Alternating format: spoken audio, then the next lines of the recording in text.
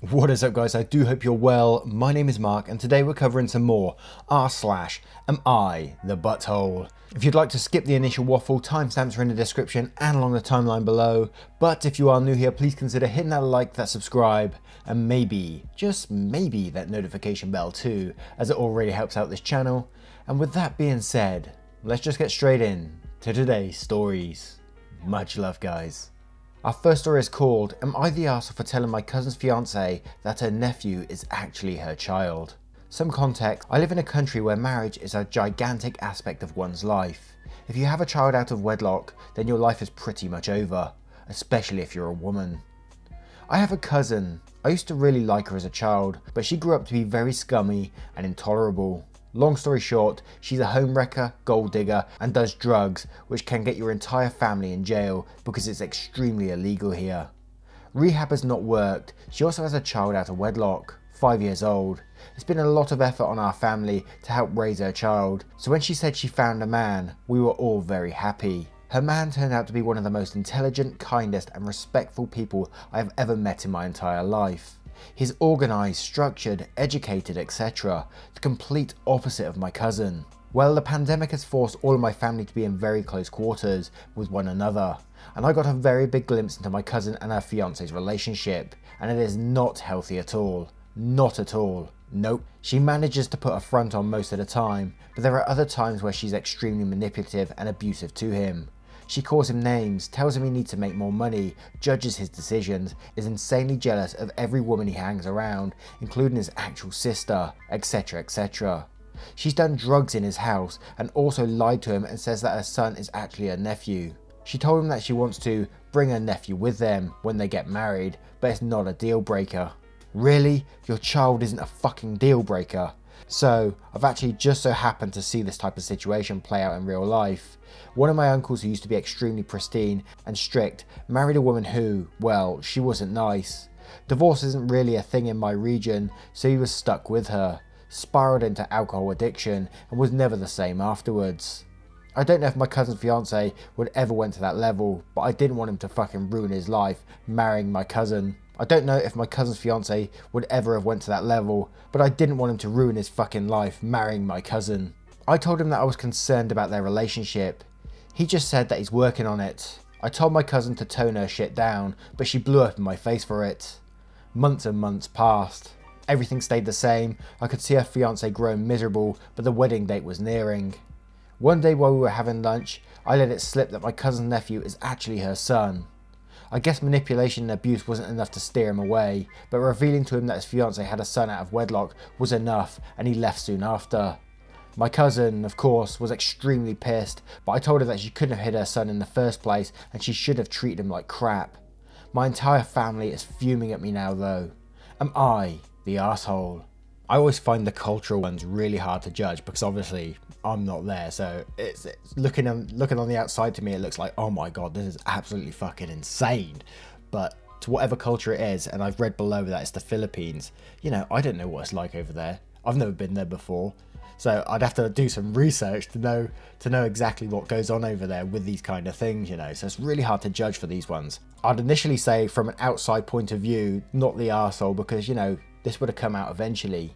But also I feel so sorry for the kid, you know. Is the kid being looked down on because it was a child out of wedlock?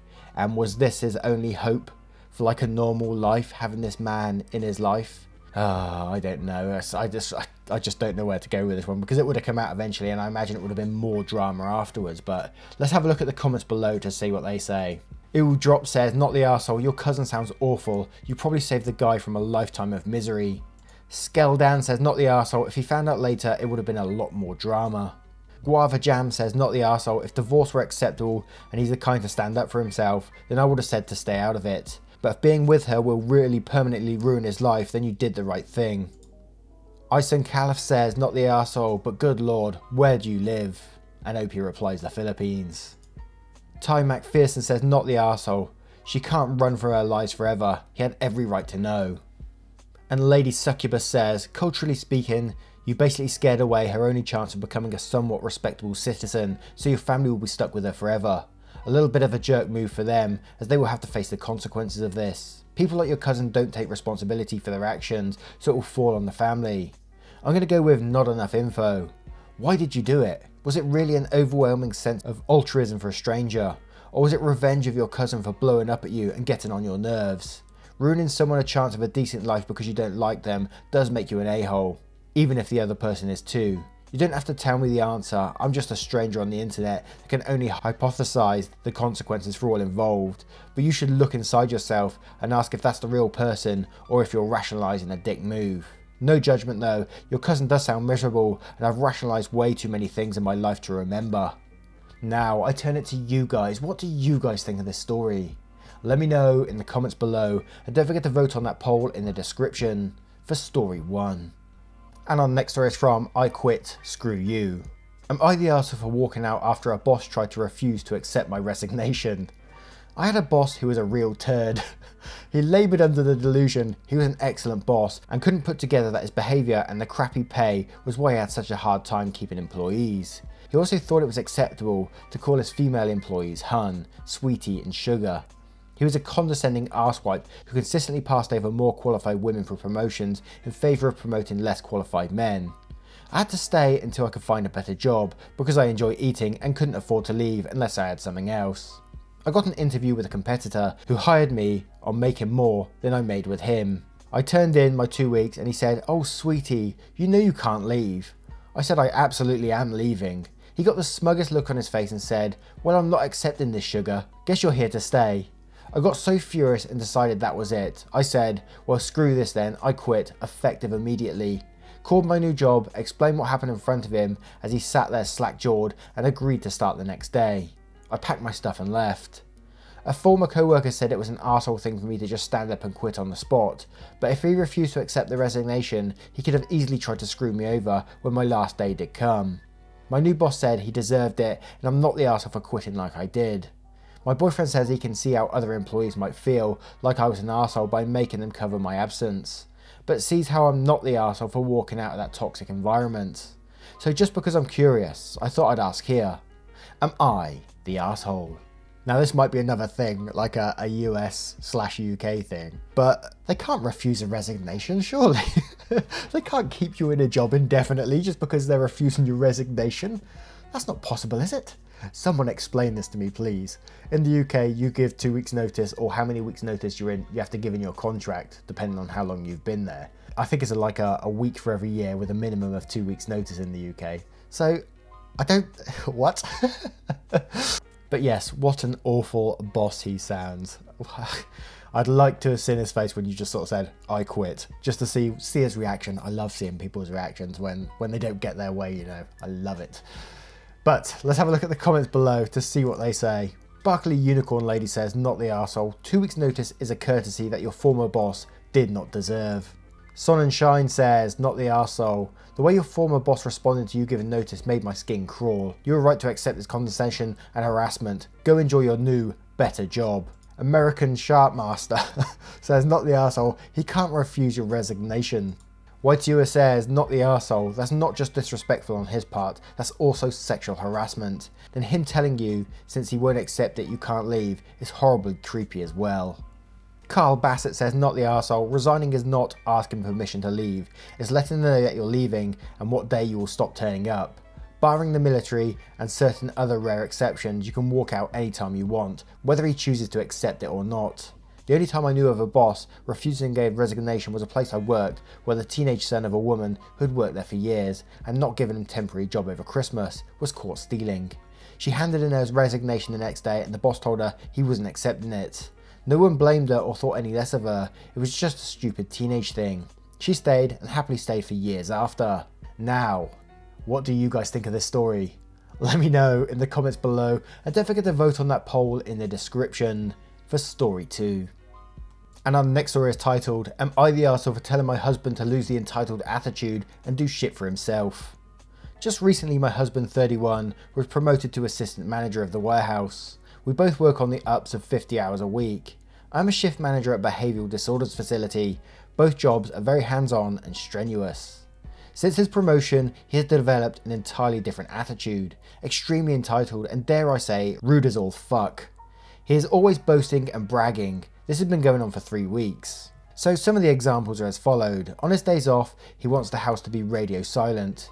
If our 4-year-old wants to play, he tells her to stick to her bedroom because he needs peace and quiet after working so hard. If I make our daughter lunch, he will immediately say, "Where's mine?" He asks me to grab him things damn near constant all hours of the night. He expects nightly back rubs, but if I ask, he will scoff at me and say, "I worked all day," even if I had as well. He expects meals he likes made every night, regardless if me or our daughter like the meal or not. He also now acts like he has full say over the money because he makes more. Last night was the tip of the iceberg for me. Before this, I let a lot of shit slide because it was a recent promotion and hell, he's excited. So I get it. But last night, around like 11 PM, I was in bed scrolling through my phone. He comes into the bedroom, lays down and says, "Babe, you should go make me some ice cream. I want the chocolate drizzle on it, and oh, don't forget the cashews." And then he starts scrolling through his phone. I ignore it because I feel at this point I was going to snap. He then shook my leg and said, "Did you hear me?" So I responded with, "Yeah, I hear you and no, go make it yourself. You were literally just out there. Your sense of fucking entitlement is way out of line. Do shit for yourself." He became offended and instantly, like fucking clockwork, said, "But I worked all fucking day." So I snapped back with, "Yeah, I did too. In fact, I worked 12 hours to your 8. Like I said, do shit for yourself." He's now saying he's not acting entitled and that I was just taking my bad day out on him and that everything I said makes him feel unappreciated. Am I the arsehole? Did I push it too far? You generally know my opinion on these types of stories by now. At least I hope you do. But yes, not the arsehole in any way, shape or form. He needs to be told to knock that fucking attitude off right now. That's bullshit. Coming into the bedroom while you're just chilling out on your phone and then laying down and going, "Babe, you should go make me some ice cream. I want chocolate drizzle on it." I'll be saying, "Go get it your fucking self, mate." Regardless of how many hours each person has worked or any of that sort of stuff, that is just laziness and that's some sort of power trip going on right there. So yes, I got to say not the arsehole in this situation, but let's have a look at the comments below to see what they say. Lynn620 says, "Not the arsehole. Someone needs to knock your husband off his high horse. You two need to have a serious talk that at home you're equals and he's not the boss. Hell, if he's treating employees like this, things won't go well at work either. Husband and I work for an equal amount of hours, so we split the chores and take turns cooking. Sounds like he needs to pitch in too." That's a good point actually. What's he like in the workplace? How's he treating his employees if he's acting like this at home? Wow. And Proud Boomer says, "Not the arsehole, and if that's how your husband is acting at work, his stint as assistant manager will be a short-lived one. For the sake of his career, he needs to learn the difference between being a boss and being a leader." Lisa in Purgatory says, "Not the arsehole. Girl, nips in the bud now before it goes further. I understand he got promotion, but he needs to reel it in. Tell him to grow up. Stop acting like a child. You work just like him and make him stop throwing money in your face. Also, just because his job is strenuous doesn't give him the right to act like a dick. Good luck." And These Fucking Ghost says, "Not the arsehole. Wow, not the arsehole. Nip it in the bud unless you want your child learning that it's okay for a future. Don't let yourself be silenced. You are 100% in the right. Even if you hadn't worked all day, you're still not his maid. You're not his servant. And your daughter having to stay in her room because he wants silence. He can go to his room if he wants to be left alone and make the 4-year-old be confined to a room. I would never let my child be treated like a second-class citizen ever, but especially not in her own home. She and you have just as much right to exist. Make noise, take breaks, and say no just like him. You're both people as well and should be treated as such." Now, let me know what you guys think of this story in the comments below, and don't forget to vote on that poll in the description for story 3. And our next story comes from Ultimatum Time A-Hole. Am I the arsehole for giving my wife an ultimatum? My wife and I have been married for 15 years. We're child-free and in our early 40s. A major reason why we're child-free is that my wife grew up in an abusive home, and a huge fear of hers is that would perpetuate the cycle of abuse. She's been in therapy for as long as I've known her, and she's been pretty open with me about her childhood, but not completely. She says she isn't keeping much from me, but I have a feeling she's leaving out the worst stuff. She has 3 younger siblings, 2 brothers and a sister. My wife pretty much raised them on her own growing up, and she has a very strong mama bear instinct when it comes to her siblings. About 2 years ago, one of her brothers OD'd, and my wife asked if he could live with us. I agreed on the expectation that he would go to rehab, and that one relapse and he's gone. To his credit, he worked hard at rehab, got himself clean, and he's been living with us ever since. He works full time doing construction and has saved a decent amount of money. He wants to buy a house but has no credit history, so I've been helping him build his credit score, and I've told him I would consider co-signing a loan if he needed it.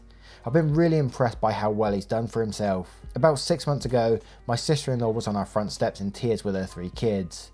I've not gotten the full story from sister-in-law, but from what my wife told me, sister-in-law had an affair. Her husband found out, they were both drunk and got into a fight, and sister-in-law told her husband that her affair partner was better in bed, and husband kicked her out. As far as I know, no divorce process has been started yet. Sister-in-law and the kids have been staying with us since then. We don't have a big house, so it's way too crowded, and in my opinion, not sustainable.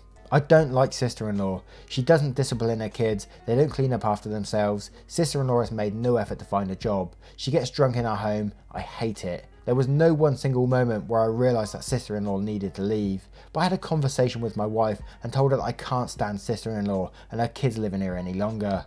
I told her that sister-in-law needs to start looking into other options. They have overstayed their welcome. My wife accused me of playing favourites with her siblings, that we've allowed her brother to stay for years. We can't just kick sister-in-law and her kids out. I said we aren't kicking them out. We're going to tell them they have X amount of time to figure out other options. My wife said that I have no idea what sister-in-law is going through and what it's like to live with an abuser. I agreed with her, but I felt the situation sister-in-law was in with her husband wasn't the same as their childhood. Sister-in-law got herself into this situation. It's not our responsibility to get her out of it. I told my wife if sister-in-law and her kids were not out of the house by the end of the year, that I'd move out myself. She looked shocked when I said that and called me an arsehole as she walked away. Wow, and another incredibly tough situation just because of the past history of this family and the abuse they've gone through. That there's got to be so many different little mental things at play, which could have caused the affair and stuff like that as well. You just don't know, right? And I'm not trying to make excuses for sister-in-law or anything like that. I'm just trying to get into people's mindsets who's going through that. And I know it's an impossible task because you can't imagine what someone who's been through abuse is going through. I can't imagine it anyway. It just sort of pops into my head that, you've got to be mentally in a dark place when you've been through something that's for abuse, But at the same time, I think your wife is putting you in an incredibly difficult spot too. That yes, you've taken the brother-in-law in and you've helped him get him back on his feet, and that is amazing of you to do so. When all the family turns up at your house, do you have to house them all indefinitely because of this? This is what your wife's basically telling you you've got to do in your marriage. Because you're married to her now, you have to take her family in indefinitely and look after them. And I know it's incredibly hard and they're in a tough situation, but surely you can't house all these people. And I feel so sorry for the kids as well in this, because they're in this difficult spot too. But I think there's a line at some point that needs to be drawn where it's going to affect your own mental health and send you in a spiral. So I think you need to look after yourself as well. So I can't say you're the arsehole in this situation. And I'm not sure if this situation happened all over one conversation or not, but I would say that maybe you could have approached it in a better way. Like you could have brought it up more slowly and maybe discussed finding the sister-in-law a new place to live or something like that, rather than just saying, look, I'm leaving if we don't sort this out soon. I think there could have been a better way, but I can't say you're the arsehole in this situation. But let's have a look at the comments below to see what they say. Little Win says, not the arsehole, I was your wife, oldest child of an abuser who cared for my siblings. It took me destroying several relationships to realise I had to stop setting myself on fire to care for them.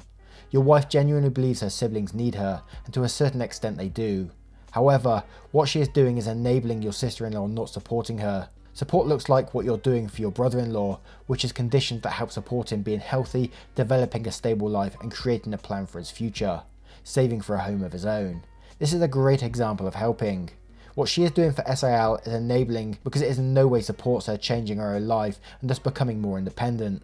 By not working, effectively parenting and being drunk, she is continuing that same cycle with her own children, in your home and on your dime. I don't blame you for being upset one bit. I will say, before you give up, invite your wife to therapy so she can examine this dynamic with a therapist and really unpack why she thinks this is helping, why her bond with them is more important than the one in your marriage, and finally how to stop. Riley Gray says, not the arsehole, she essentially gave you an ultimatum first, that marrying her means doing whatever she likes with her family in a take it or leave it situation, with no input from you. That's not fair, it's not right, and it's absolutely not sustainable in a partnership. You called her on it and offered up a reasonable solution that she again unilaterally decided wasn't okay. You're asking for a way to preserve your marriage and your sanity. She's telling you her family comes first. I'd be looking into divorce on that basis alone. The Randomia says, not the arsehole, congrats on brother getting through rehab too. That's a commendable victory, and he deserves help by helping himself. I'm sure he's a great person, but from the sounds of this, SAL is the one who had the affair and really isn't doing anything to better herself or her children.